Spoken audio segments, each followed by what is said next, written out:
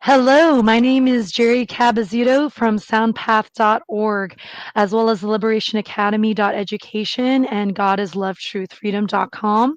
And I am very honored and pleased to welcome a very special guest, One Great Work Network.com content creator, Ostara business owner, Funnel Freedom Under Natural Law organizer, wonderful human activator, Will Keller. Welcome. Thanks, Jerry. It's an honor to be on here. Yeah, so I was mentioning to you before we started going live that it's been about a year since I interviewed you because you were actually my very first interview I ever did. That's right. That's right. Still So, available to watch, and we had a fantastic conversation. You want to tell the story? yeah, well, so originally I had asked you to just do a audio recording because I wasn't feeling comfortable going on camera at the time.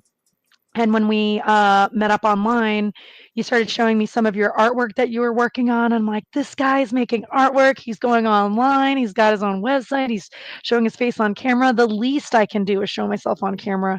And so I just kind of did it. And then, like, it was scary and nerve wracking, but you were so sweet about it. And like, I wasn't sure what to ask you next. And like, you were very cool. And you kind of kept the conversation flowing as I was freaking out. So, yeah, it's definitely cool to like come again together full circle after a year. Oh yeah, 100%. That was fun because it was kind of I can't remember if it. I think I had my camera on, or maybe yeah, I think I did, and I was like, oh, let me turn my camera off because it's audio only, and then I was like, well, fuck it, let's do it. I want to do it with the video, and you totally were down and jumped on it, and it was one of those things where we both weren't prepared for that, and we just did it.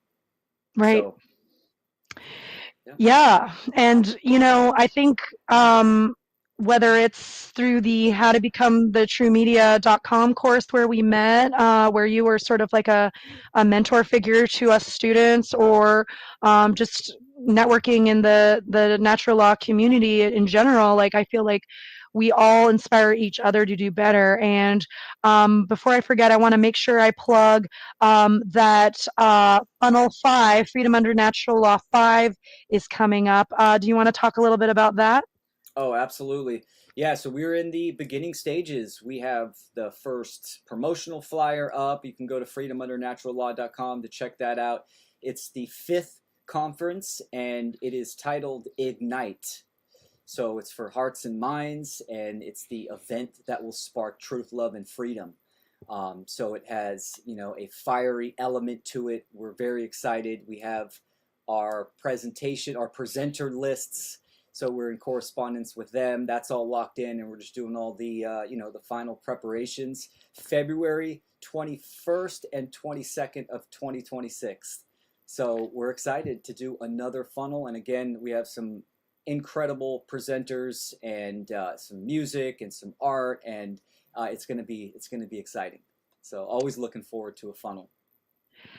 Absolutely. And I first want to just give a shout out to you all at Funnel, with you, Derek Bartolicelli, Chris Jansen, Leslie Powers, for putting that on, because the Funnel 4 conference is actually what inspired me to start SoundPath.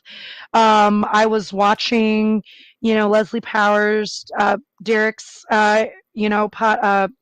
presentation, Conrad's presentation, listening to all the amazing music in between the presentations, Diesel Automatic, Joe Murray, etc. And I was just like, how come there hasn't been a Truth and Freedom Music Festival, a Natural Law Music Festival? Like, somebody should do that. And then like that Karen Action theme came in, and I mean, I just sort of like looked at myself in the mirror, metaphorically, and was like, well, what am I going to do with this? And I kind of got the idea to do SoundPath, and, started putting feelers out to people in around March. And then we're now launching. And it all started with you guys. Well, that's a huge honor, and we appreciate that. And that is exactly why we do something like Funnel to kind of spark care and action. Just as the Seed Conference inspired the Funnel Conference. So I'm grateful for my team and the activation that we've done, and then the inspiration that we can do for others. Because, I mean, this is what it's all about. It's all about the inspiration and the motivation that we give each other to. It's almost like healthy competition. When people think of competition, they think it's more of an egoic um, perception of it, like, oh, it's me versus you. But healthy competition is motivational. It's pushing each other to the next level, and that's what it's all about. So so that's awesome. And I've been lucky to kind of see the almost the inception and the growth of SoundPath, because I remember when you were talking about the idea and then just seeing you act and full blown activation, and now the team and the creation, and here we are just about a week away, less than a week away, and SoundPath live and direct. Yeah, we're going to have an amazing lineup. So it's mostly going to be online, but we also have an in-person component. And Meg saying she can't wait for Funnel 2026. Yes. Thanks, Meg. Yeah, so very, yeah, grateful to Meg Carell, Matt, Nathan Webb, Conrad, Derek Barlicelli, St. John, my partner, and I feel like I'm forgetting people, but we have a big team. Chris Callahan. Every one of us has sort of given into this project, and it it's just been really great to work with a truly voluntary team. And I'm wondering, with just your experience as an organizer, I'm finding that it's like, yes, we're all voluntary, but because there's not everyone is activated in our community. We're a very lean team doing a lot of work, and we're kind of getting stressed out. How do you guys sort of manage those tough points, those pain points, I guess is what they call them, when you're sort of scaling an organization? That's a huge category and a great question. And we've kind of cycled through people even within our organization. Leslie Powers, Chris Janston, and myself have always been the core, and then we've had others come in, and we're grateful for Jim Adams and Derek Bartolicelli for these last two conferences, and that's great. And Crip Rick, throw that in there, and that's kind of the thing. In an organization, right? You have people come together on the principles that are there of that the creation of that, and people can kind of come and go. It can still evolve into something great through the change and the tough points. It's all about pivoting and adapting to new situations. So, I mean, even with Funnel, we're always constantly thinking of ways, how can we make this funnel better? SoundPath already upped their game. They one upped us by doing an in-person event, which we have thrown around that idea, but we've never jumped on it and kind of activated towards that pathway. So that's another part of kind of the healthy competition and the motivation. We see something on Seed. We saw Seed 4, or Seed 5 with Presence on there doing a live set, and we were like, oh, that's awesome. Maybe we can get a couple artists to do something like that. So again, it's being creative, and this is where the power of natural law, voluntarism, true connection and collaboration, because that's ultimately what the one great work is. It's contribution and collaboration under moral principles, under natural law. So once that foundation is established, anything is possible.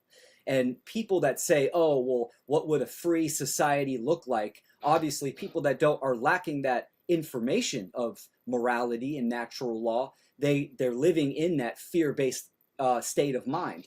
But even something as simple as the Funnel online event or SoundPath, these are just microcosms of a macro where humans can come together under drive, connection, and do what humans do best, which is create.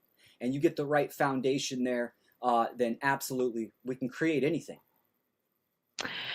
Yeah, I love everything that you said, and I'm thinking about this idea of the magician and just manifesting, but like getting a bunch of magicians, like a mastermind, and um, yeah, I'm just so inspired by you guys, and it sounds like we inspired you to think about returning to music. Could you tell us more about that?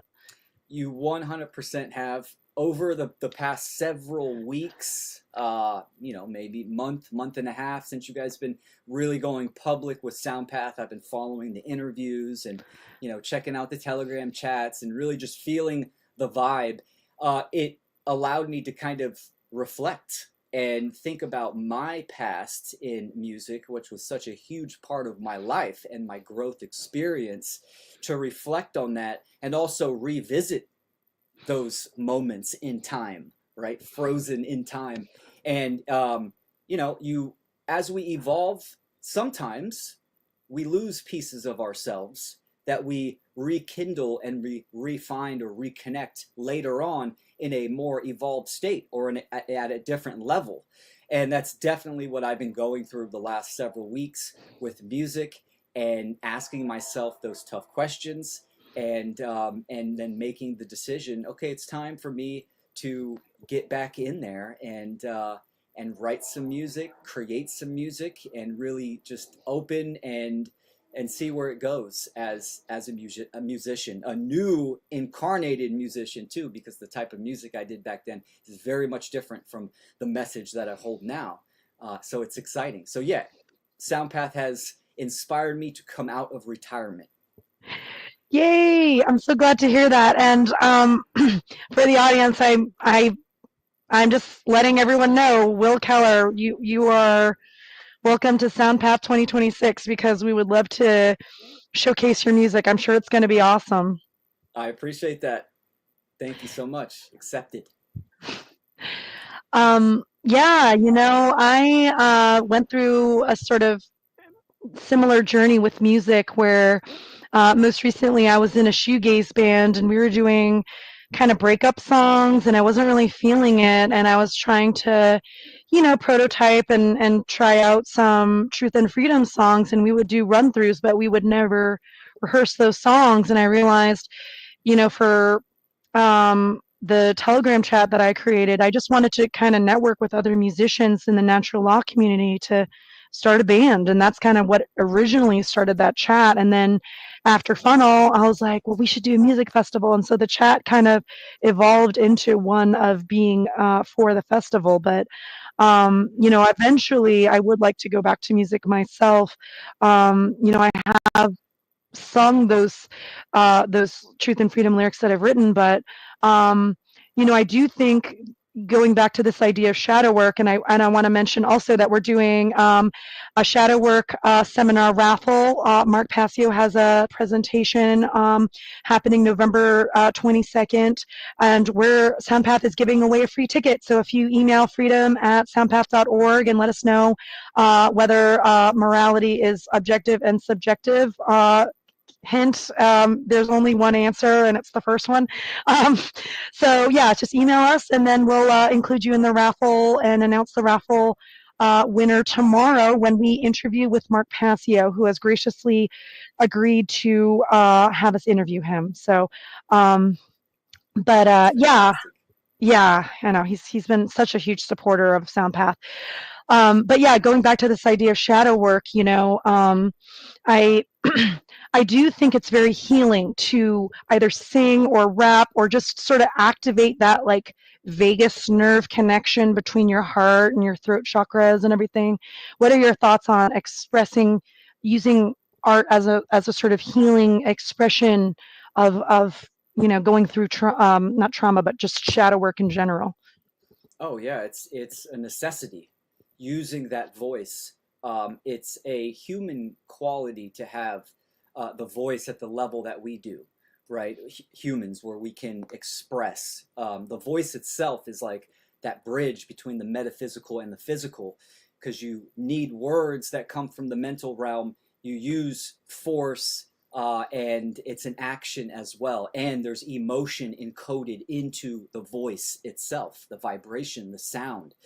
So it is that medium and that ultimate tool that we have. And it's a great tool for expression musically. Being, little c creators as human beings, that expression, that art form that we can do, music absolutely is at the highest caliber. And this is something that I always loved about music. It was, reflecting back when I was in my previous music career, in the studio, in the booth, um, rapping lyrics. It was almost automatic writing because of the emotion that how I was tapped in. It was just something that was incredibly powerful and emotional and spiritual about it. And I didn't even recognize those aspects back then when I was doing it. But reflecting on that, it's incredible. And you can have that in many different art expressions. You can be on stage doing some activism, just railing on an incredible passionate speech, and you're tapping into those kind of frequencies and vibrations. And music speaks not only to the mind with its lyrics or words, but to the heart. And it's literally just fire or lightning is how I like to look at it on an elemental scale. And it can activate the heart in many different ways than just normal speech or written word can do. So it's incredible. Absolutely. I would love to hear about, your musical journey and, was it always rap that you gravitated towards? Do you have other sort of musical inclinations in your background? Yeah, great question. And okay, so first, starting out in music, it was always rap. Um, Very specific type of rap. It was, I would consider it kind of West Coast, Bay Area rap back then, in the late 90s, early 2000s. There weren't as many genres as there are now. So it was kind of like you're either East Coast hip hop, conscious hip hop was a category of its own, which was great. And then there was just West Coast rap. So it was always from the start Bay Area, West Coast rap is how I started. And yeah, I had a full blown record label that I created from the ground up. Wow. So it started in my bedroom at my parents' house, coming out of high school and then into junior college where I met other artists and producers. So we had three producers on the team. We had a group called Center Stage. I had two other artists and myself. We had a publicist. So we pretty much put together the whole package, and we carried ourselves with professionalism and just incredible drive that a lot of people in the local community thought we were already signed to like a major label. It was Fast Track Entertainment. Everything that I did from working with the graphic designer, everything was just top notch at high caliber. The packaging, street team promotions, our venues, etc. I just always wanted to take it to that next level. So that carried, a good buzz with it. And, we got fairly well known. And then, artists kind of go their own ways. I was very much focused on my own solo projects, which I ended up releasing 4 albums and then co-producing 2 other albums as well for other artists. And that led to a international music and video distribution deal. Wow. So I toured all across the Southwest and the South for about 4.5 weeks, and then I went to the Philippines and toured up and down Southeast Asia. So it was, it was an incredible experience, and that was from early 2000 to about 2008. So about Okay. 8, 9 years. Then I started to kind of grow and change, and my music changed as well. Actually, probably from 2007 to 2009, it became more of kind of a hard, grungy West Coast to more party, feel good music, hip hop ish type of vibe. We were doing some incredible events. We would rent out party buses and bring 60 people to a show at a Wow. time. And yeah, so we just throw these huge venues. One thing that I was really well known for was kind of was almost like a unifying factor. Growing up on a ranch outside of a suburb and having just being friends with people from different areas of the East Bay. You're either from hard, rough areas, you were, a jock in a suburb, you were in the country. I was friends with a lot of people, and I brought all these different types of, people together to my parties, and they were very diverse. It was very unusual for like a rap concert to see cowboys and jocks and and gang affiliated people. Like, I mean, I had all types of people. It was incredible. So that really added to the flavor of the party music, and the feel good music is what I was calling it then. And then, that kind of transpired into a band, which was some of my close friends at the time came from, punk bands. So it was punk influenced reggae, hip hop style, and it was Strawberry Jam Band. And of course, I somehow picked up this name, Mr. Peanut Butter, because I had a kind of a hit single called Mr. Peanut Butter. So it was Strawberry Jam Band featuring Mr. Peanut Butter, and we would do live freestyle events, whether it was at a bar or a venue, and that was kind of short lived. And then shortly after that, the journey of higher awareness kind of started, and my time and attention from music just kind of went elsewhere. So it's a long kind of gradient of a process. But yeah, experience multiple different genres. And it was nice to do that because it gave me all different types of flavors, and I incorporated many different genres in my music as well. That's awesome. Thank you for sharing. And yeah, Meg was saying I didn't know this about Will, and it's just great to know you on this artistic level because I think, the natural law community knows you more for, your presentations, your street activism, your, organizational involvement with Funnel and all that. And so it's really I'm noticing in our community in general, there are a lot of musicians, a lot of artists amongst us, and they're good. They're Yes. talented. And I think about the artist mindset, and you kind of do have to have a stronger sense of self ownership as an artist because you have to kind of deliver your vision, your creative vision. You have to be resourceful with your network in doing that, like as you said, like sort of like guerrilla style, almost street, promotion um, and just yeah, just building relationships with various types of genres of music and people and crowds. And it sounds like you learned a lot from that experience, even if it wasn't directly related to natural law at the time. Yeah, and even during those years, and well, first and foremost, you bring up a fantastic point, and I have noticed this, and I've seen other people notice this pattern as well, that, content creators, people that are active and public, are musicians or have been musicians. And that's very interesting. There's something there. Musicians can have a higher level of pattern recognition, whether you play an instrument or whatever it might be. You can be very in tune with yourself, and also just general expression as well, and situational awareness. So I wonder if these factors play into noticing other external or internal patterns, and that kind of contribute to higher level of awareness or awakening or realization of what's going on in the world, which I would say absolutely yes, those are factors.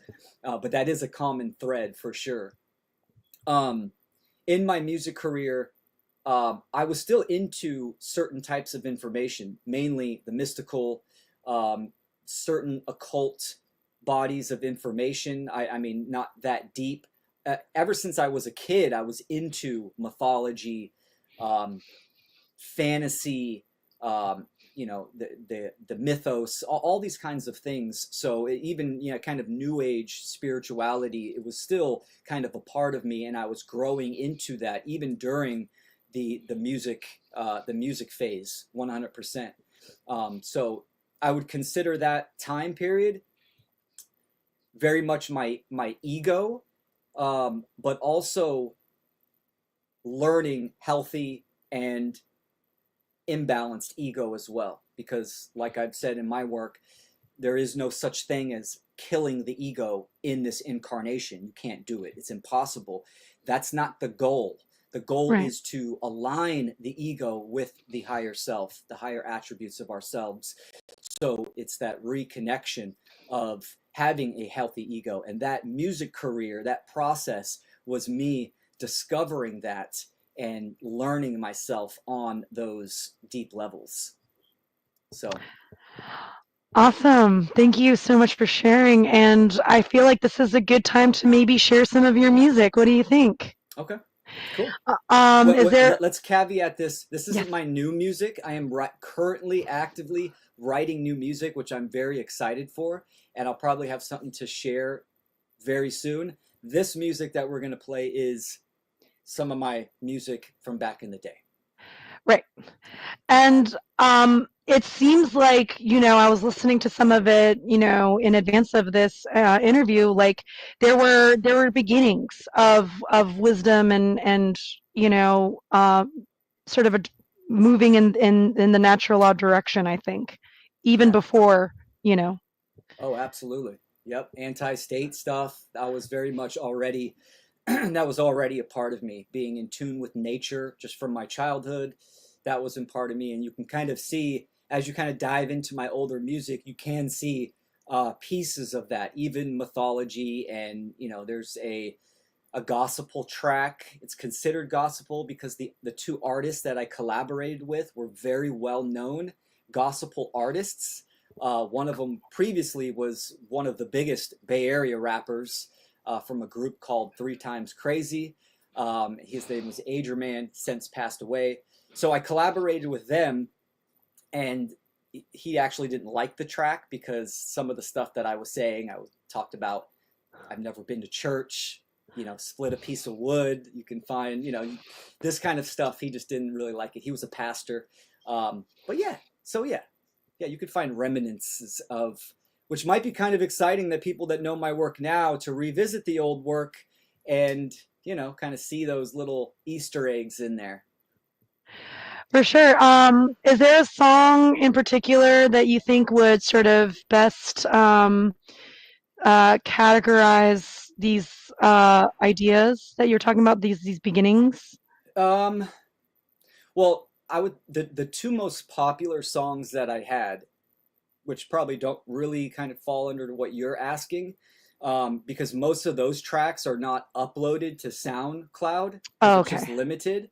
But my most popular song, which was like kind of like a hit single, and even little kids loved it, was the So Cool Mr. Peanut Butter, which was a very popular one. Okay, I'm trying to find it. Gosh, you have so many albums. This one? It's called Mr. Peanut Butter. Yeah, All right, that's here it. we go. Welcome to California, CATA. It's your boy Chili Bo, holla at us cool people, where the cool people at? So cool, yeah. And where my ladies?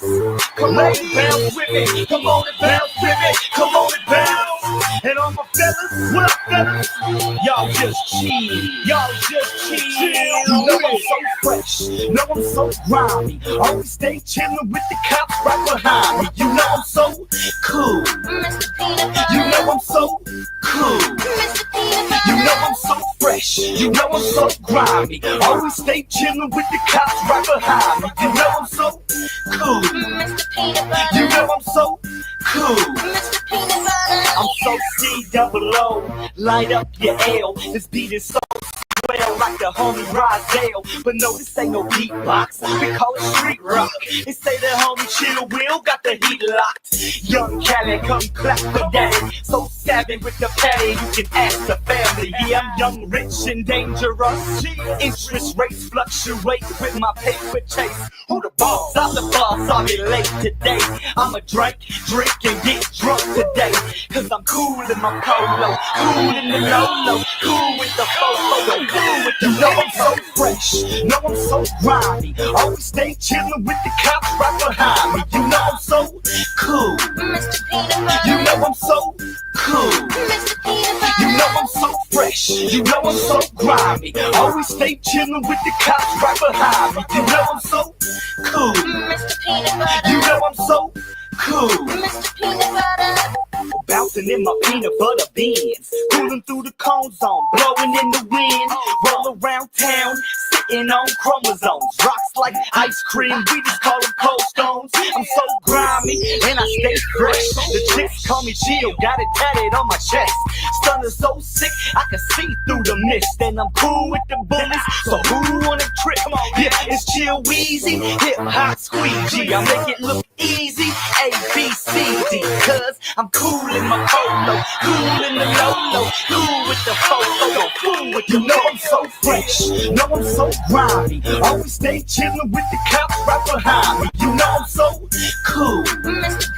You know I'm so cool. You know I'm so fresh. You know I'm so grimy. Always stay chillin' with the cops right behind me. You know I'm so cool. You know I'm so cool. Now get it rockin' and get it rockin'. Leave it to Mr. Peanut Butter to get it poppin'. Now get it rockin', now get it rockin'. Leave it to Mr. Peanut Butter to get it poppin'. Fist of Patron, kiss you past my nose. Shake it fast, drop it slow. Get you snapping that neck. Yeah, I can make you famous. The king of the West, from CA to GA. So chillin', so fresh. The police right behind me. They wanna catch me slipping, but I's just chillin'. I'm too cool for prison. Yeah.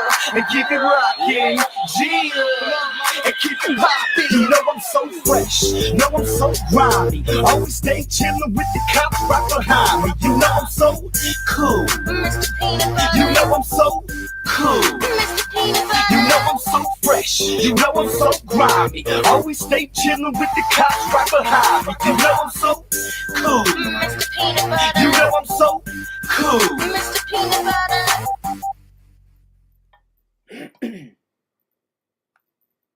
Mr. Peanut Butter. Oh, okay. Oh, hold on. The audio's still playing. Let me figure out what's going on here. Okay.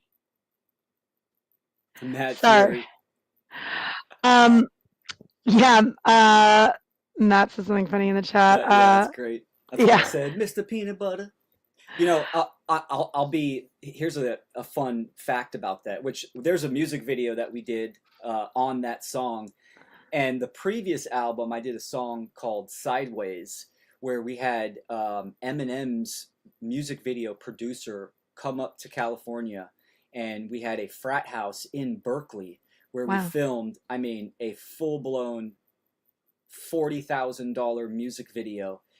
We had Irish students that were visiting Berkeley on a visa that were on their last day walk by. I pulled them into the music video, so they're in there. Wow. I mean, it was 26-hour long music video. So, but that Mr. Peanut Butter song, it was such like a fluke to write that, and it ended up being, you know, a big party song, and the clubs liked it, and for some reason little kids liked it. I think it's like, you know, peanut butter jelly time kind of reminds them of that. So yeah, it came really popular. But that was during that time. That's when actually my daughter was. I just found out that I was going to be a father when pretty much that song was actually when we were doing the music video. So. Oh my gosh. That was kind of like the beginning of me start to change, because you're going to be a dad. You know, you can't be this Casanova or, you know, partying. Yeah. So, yeah. I firstly want to give you huge shout out respect for playing your old, you know, music publicly, because I used to be a materialist atheist. I have work out there that reflects that poisoned worldview, and I find it kind of embarrassing. It's something that I don't really like to talk about, and I'm wondering what that's like for you in your shadow work journey, to just acknowledge that this is part of your journey, I guess? Or like Yeah. how are you metabolizing or processing hearing these old sort of creations now? Yes, great question. And this is kind of the shadow work that I've been going through the last several weeks.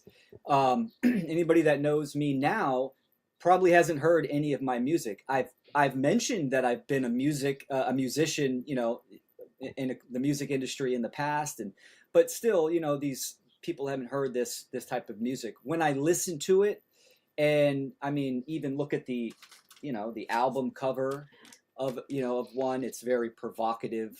I was friends with all those girls, by the way. It was all consensual. It Yeah, it's cringy where I'm at now, Mm. a father of a daughter, and the type of Mm. party music and the certain words that I use, derogatory words. So yeah, it's been cringy, kind of reflecting on that. But within the shadow work, it wasn't just about listening to the words. It was Right. about time traveling myself now back into those years and look at it from a fresh pair of eyes, right, and heart, and see, almost relive that time period. Sure, the lyrics are cringy, but there was a lot of positive moments within that time period of growth. So it's kind of seeing the good, the bad, and the ugly, and then process that and understand that there's a difference between this album with my beloved Animal friend, right? Looks hard, gangster rap. You can see it. Oh. Chill Will, Game Drastic. This was a hard West Coast, album. Fantastic quality. If someone's into that, I highly recommend checking it out. But yeah, it's cringy for me now. And then going to this album, which is straight party music. It's very much suave, and yeah, and then going to even my jam style band type stuff. So yeah, it's a process of evolution. I don't regret any of it. I didn't harm anyone. I wasn't a bad person during that time. Unethical at times for sure, but it was a part of my life. It has happened, and that's kind of the key that we need to really, acceptance is first. Accept the past, because it already happened. You're not going to change it. All you can do is learn from it now and Right. apply it to where you're at in the here and now. So yeah, so I just look at that time, and and anyways, the last couple weeks was been me revisiting those songs, those tracks, um, the lyrics, the events that happened and took place, the touring, all that kind of stuff, and it was great. It was bittersweet. And I've obviously, the most obvious thing is, okay, I'm not that person anymore that talks about money, stacking, paper chasing, girls, that kind of stuff. That's not me. That's obvious, right? Right. But the kind of the bonus of revisiting is that the quality, the energy, the creative time and attention, the spiritual currency that was put into making songs, spending all nighters at professional studios, working a 9 to 5, investing in myself, investing into my craft, activating, being scared to take a huge event where 500 people are going to be in the crowd and saying, fuck it, I'm going to go on stage and rock it, right? Those type Mm. of events. Like, those are all little things that, as a musician, reflecting back, maybe we forget, like, to relive that moment where you had that first opportunity at an open mic, excuse me, or you had your really big first gig where a lot of people get timid, or they make up an excuse, so they say something to themselves where they don't act on that. And this is a theme in the human experience. Synchronicities and opportunities are going to present themselves, maybe not in the way that you are expecting or hoping for, but when Right. it does, you act. And you got to have a heart, you got to have eyes and ears to see those opportunities being presented right in the moment and jumping on that. And I was very good at doing that in my music career, which opened up a lot of doors for me, which was great. So just seeing the evolution of Chill Will, right? And accepting it, and I'm not ashamed of it. I'm proud of it in many aspects of that growth, because those were the stepping stones to get me to where I am now, which is a lot, a way better person, and a father of a daughter that I'm blessed to be. And so yeah, and it's exciting to kind of take those lessons and apply them now, have fun with it, and see what the creative ethers have in store for me when I step into it. It's awesome.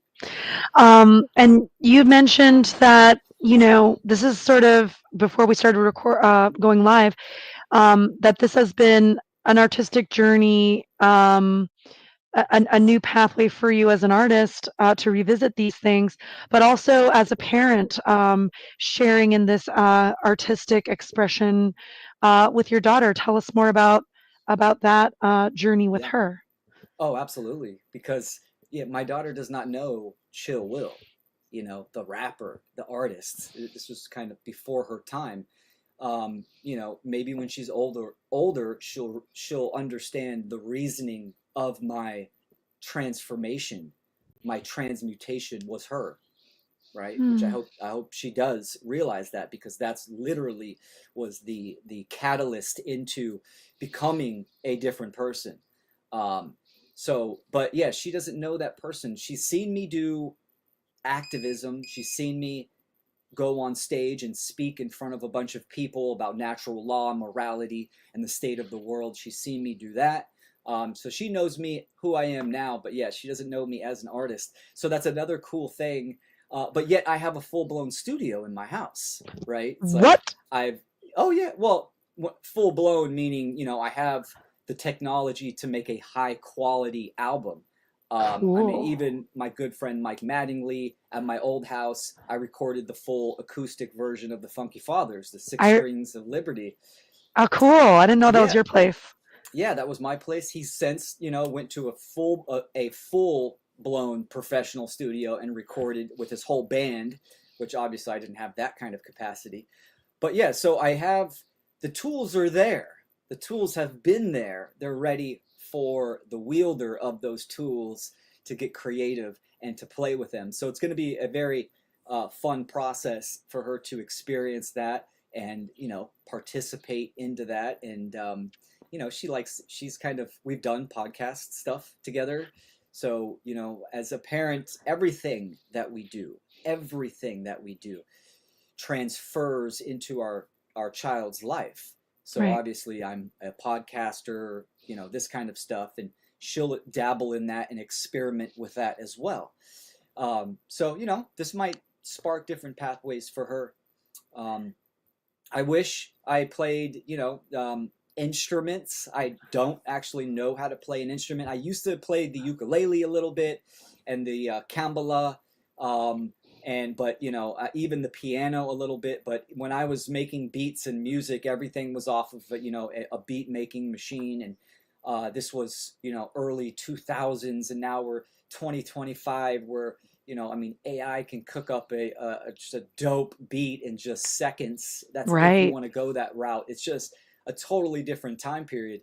My music career itself was very interesting, because when I got that international video and music distribution deal, which is like a parent label, and my album was in, like, not every, but in the majority of Tower Records and Sam Goody stores, if anyone's old enough to remember that. And this was all over, many parts of the world. That was so cool. But it was also when MySpace was cracking off.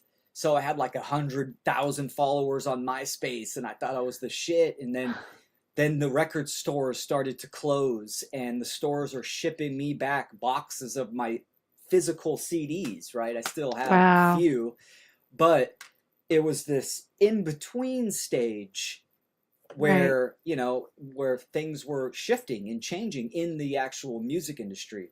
And then fast forward today, where you don't need a parent label, and in fact you don't want one, because they're just Right. thieves.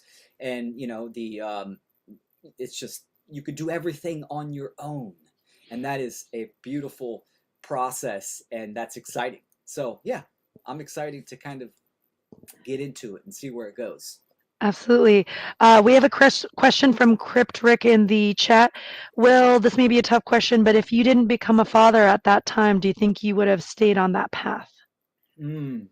Really good question. So a common theme in my life has been premonitions and visions. I've seen things in my earlier childhood and in my teens that I didn't recognize fully during those times. I mean, I recognized them as kind of premonitions. It wasn't until later on in life when it would actualize, and I would say, "Holy shit!" Um, Wow. I had I did envision my daughter when I was around 16, 15, 16, 17. In my first serious relationship, I had a very vivid dream of me older being with my daughter, and she looked exactly like my daughter now. Wow. And my daughter's name is Violet, after my grandma Violet. But so that's just one of many things. So my point being is that I was destined to be a father. The woman that I united with to create our daughter, it was such a very weird time in my life, because I was very much into the party scene. Um, and she kind of came in, and it was just so out of place, and I was so attracted. The magnetism was there. It was like, I mean, kind of weird to say, it was divine intervention. This person came into my life, and the attraction was so strong. And you know, we went through some hardships, but everything was pointing to have a child together. And we did Wow. that. We lived together for 11 years. So it was a serious relationship. That was the catalyst that took me out of, you know, the party life, which, you know, at that time I was so deep into the party life that I was already into like drug addiction. It wasn't until I stopped, or tried to stop partying all the time, that I realized, fuck, I'm you know, physically addicted to certain things. And you know, so that was a double catalyst as well. But if I had to kind of, you know, play around with the idea, if um, my daughter's mother did not come into my life, and I, who knows, the partying and the lifestyle that I was living was very positive. It was heavily influenced kind of by new age positivity and 100% solipsism. It was Mm. live life to the fullest. I mean, we were extremely popular, and our events were extremely popular with the feel good music. I mean, even this word that I had from high school, Gia. So I would step into class late and I'd go, Gia. Or I would step into a party and I'd go, Gia. It means yes, right? Oh. Gia, Gia. That turned into a cult-ish type of vibe. Everyone loved Gia, and we can play the actual Gia song so you can get a better understanding of what that is. So my party time was very positive, uplifting. You know, everyone wanted to kind of hang out with us because the energy was extremely uplifting. And again, you know, we're drinking, you know, we're going out almost every night. So you know, the physical body can only handle so much before it breaks down. Um, so if, yeah, I probably still would have been partying at that time. There were already certain friends that were falling off because they themselves got married, had a child, fell deeper into alcoholism. So it's only a matter of time. It's cause and effect. It's natural law. You can't ride that wave and expect nothing negative to happen. So something drastic would have happened that would have put me on a different path. It either would have been, you know, some kind of illness, or, you know, death, or something. But even during that time, I was wise enough to see those signs. So something would have pulled me a different direction out of that. But you know, it is what it is. It happened the way it happened, and I'm very glad it did. Oh, So yeah. thank you for sharing. And yeah, let's play Gia. I'm not familiar. Is that like a Bay Area term? So it comes from actually an artist from the early 90s called MC8. He used to Okay. say Gia. Gia. And if anyone has seen Menace to Society, the movie, the artist MC8, he's from Compton, LA area, he said that word and he would use that word in his song. It was Gia. And it really meant the same thing. It was like, yeah, yes. Mm. And then being influenced from that, I turned it into Gia, which was also yes or yeah. And that I did that since high school. I was known for that word pretty much. And it, you know, get up on stage, Gia, everyone go Gia. It was just this Wow. word that carried a certain type of energy with it that transpired into a whole type of feel and kind of, you know, cultish type of energy personality. Very interesting. All right, here we go. Gia. I said, Gia, Gia for me, smile please. I said, Gia, Gia for me, smile please. Someone asked me what's the meaning of life. It's Gia. I hope you living it right. Gia is yes, and yes feels great.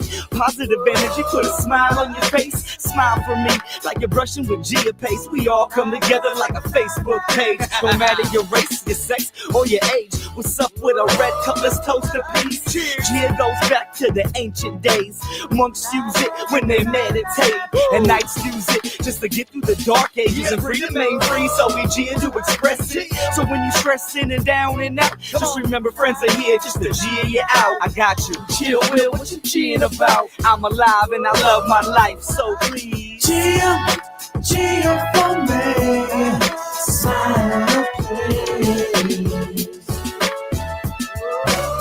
I said Gia, Gia for me, smile please. Pick a moment in your life, the best day ever. Live it tomorrow, and that's G. Party is a mix with some alcohol. That's G religion. You better hug somebody. Now look to your left and look to your right.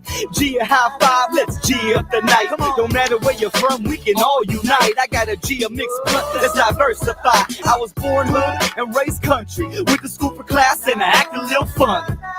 Everybody please make your lips hit your cheeks, move your hips to the beat. Come on and party with me. How I feel is that Sunday fun day should be a holiday. Let's X-May Monday. Swagger with a cheese, that's Gia energy. And hey, that's how I feel.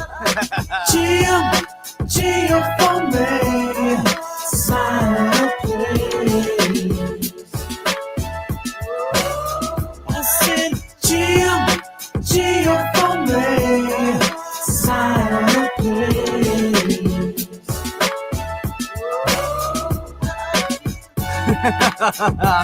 What up, people? It's your boy Chill Will, man. That's how we ending the album on Gia, coming in on Yes, and ending it the same way. It's feel good music. I want to thank y'all. Please, please keep smiling. When you see me, just Gia. Peace.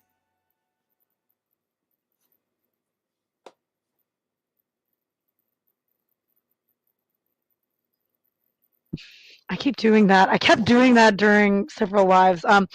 Yeah, so this song really makes me think about, you know, in the new age, this idea of like good vibes only and how that can actually turn us away from seeing the reality of, you know, evil, immoral choices in the collective and in our environment. And I'm also thinking about, the how the actual like sort of sacred word of no actually is it's like the opposite. But looking at that now, we know these things, but you didn't know that then at the time. So it's like, Yeah. yeah, what's it like to hear this song again for you? Yeah, I mean, it makes me smile because that's still that Gia energy is still a part of me, Mm, and but yes, you're absolutely right. It's polarized. It's not all about good vibes. You can't good vibe your way out of slavery, and it is kind of there's some irony there that album was called Yes, and where I'm at now is like no, right? It's like it was all about yes then, and yeah, now I'm about no in certain aspects. Obviously, the sacred word, the lost word of no. Um, so yeah, it's yeah, I mean, it's different polarity. I'm probably going to blend a whole different type of information and knowledge into kind of an upcoming album. I would definitely consider it an activism piece of music, conscious music for sure. But there's going to be elements of different genres of music, like that track. It had more soulful type of feel to it, and the person singing that was my good friend and like my ride or die party dude, Ryan. So he's in a different place as well. Him and I were like in peas in the same pod, and we both had catalysts that took us to being fathers. I mean, wow. literally at the same time. I mean, Wow. his daughter's just a couple weeks Oh younger my than me. gosh. Wow. Yeah. Oh, exactly. So I mean, it's crazy. There's a lot of synchronicities there. So, um, but yeah, it's interesting. I mean, and I wonder if I could upload more tracks to SoundCloud because I have music.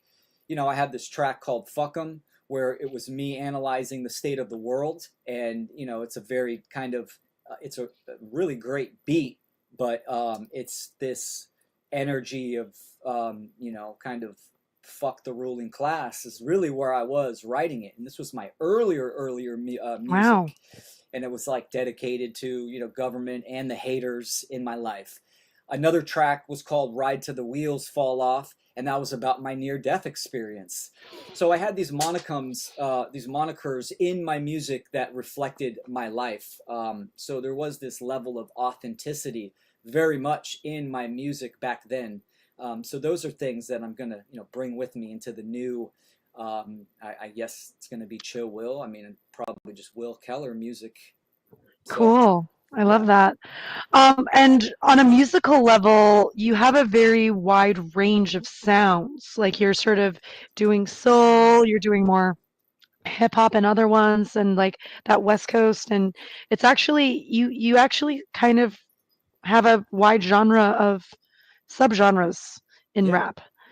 yeah, for sure. I mean, my childhood was all types of genres, heavy metal, a lot of country, Oh wow. you know, hip hop, conscious hip hop, rap. Being from the Bay Area itself, which is all has kind of a lot of genres mixed into it, even in the quote unquote hip hop rap scene. So yeah, there's a lot of influences there, and that is something that I always had as a musician, and that's something that I also have recognized that I want to bring with me. It is that magician archetype, using multiple elements and bringing them together and to create something new. So I'm looking forward to that, and I'm still. It's going to be fun. Like I don't know what my style is going to be like or the vibe of an EP or a full-length album is going to be, and that's what excites me. It's like That I'm is going to be exciting. getting to know myself as an artist again, and not only resurrect some of the good attributes that I had as a musician back then, but invent and discover new characteristics of where I'm at now, and that to me is going to be very exciting. So Yeah, yeah, we're all excited to hear. And I know that we're probably going to end soon, but I wanted to quickly ask about, what sort of musicians or genres are obviously rap is continuing to ignite you. But what sort of maybe natural law-based musicians or artists are sort of in your, you know, influential sphere? Well, you had Presence on just recently, and I've been playing his music nonstop. I love it. I love that style. The reggae style was it very much like his beats were very much where I left off in my music career. Like that's where I was going. Those type of Right. beats, very reggae influenced. So you know, he kind of had an influence of even recently within the last weeks and months of kind of getting me back into the zone of listening to music, and kind of tapping into that shadow work as a musician as well. So I've been listening a lot of him for sure. KRS-One was a big influence even growing up and even now. I mean, he's got fantastic music. So it's there's I'm still getting to know, and this is why Soundpath is so fantastic, because some of these artists I haven't even heard of before, and I'm excited to hear their music and kind of and get in touch with them. Because even going back to my old playlists of what I liked then, I'm like, Right. it's like Right. it's for me, it's all about the substance, the meaning, the purpose, and so yeah, for sure. Um, I think you should listen to Dub FX. I'd be curious to hear do you know his music? A little bit. I know who he is, and I've heard a few tracks, and I like it, and I want to listen to more. Yeah. Um, awesome. Well, I want to thank you again for this amazing interview and for learning more about you as a person, as an artist, and the journey that you've been on and are going on. Um, any sort of closing thoughts or ideas you'd like to share? This was an awesome interview because this is like super new, raw, uncut, Will Keller material, and it's like I'm excited to share, and I'm where I'm at now, being very public. I'm going to be even more public and show kind of the musical process in my life, whether it's in the studio creating, in the recording booth. I'm going to showcase all that and just put it all out there raw, and that's going to be fun to kind of bring people on that journey as well. So fantastic interview. I'm so proud of you and all of the Soundpath organizers for creating this event. Huge, and I highly recommend anyone listening from my channels or your channels, donate. Please donate whatever you can. Buy a ticket, go if you can, tune in, share. This is something that lacks in these circles, the quote unquote freedom communities, is that it really is a group effort when there's something that's being created, especially like an event. Something as simple as donating $1, $5 goes a long ways and means a lot. It carries a lot of energy. Sharing the conference out there, share it with your people, more than once. Share it a few times. Do what you can, and this is what it's all about: activation, contribution, connection, and the sound path to freedom. Because even freedom needs a soundtrack. Aw, thank you so much, I think Will. Derek said that. I loved it. I'm like, yeah, that's so Yeah. great. Yes, yes. We're very grateful for everyone in SoundPath. And yes, this is a completely volunteer effort. We have donated our own funds, time, attention, um, in some cases, equipment. Mark Passio is donating equipment to us so that we can do this festival. I mean, we're all hands on deck. And yes, we're in need of travel expenses for certain musicians traveling in. We're in need of a guitar amp, funds for that. I mean, this is like real life stuff we need for the festival. So, yeah, definitely donate. And yeah, thank you. Thank you so much. WillKeller.com. And before we go, I want to make sure that we're talking about Ostara. Mm. Ostara is one of SoundPath's sponsors. So, do you want to briefly talk about the latest and greatest with Ostara? Yeah, absolutely. Ostara is a business and an educational platform that my partner Logan Hart and I created.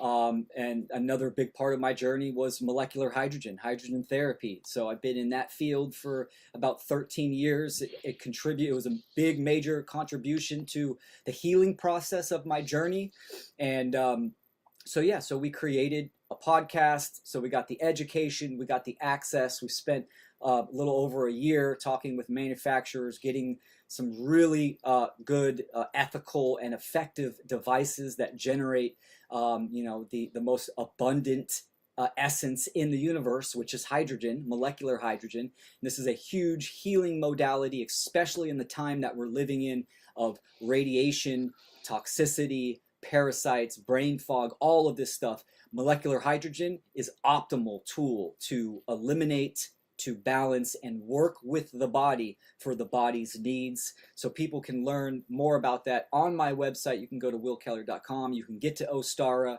Check out the Essentials Kit. It's a free ebook and a free video that we created.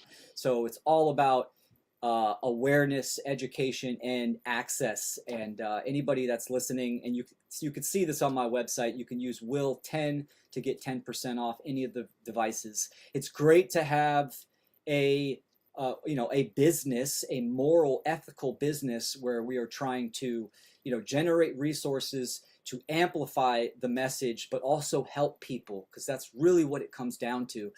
Help people in this time that we're living in. So thank you for that. Absolutely. Thank you so much, Will. We'll Thank be you in all. touch. Thank you. Appreciate it.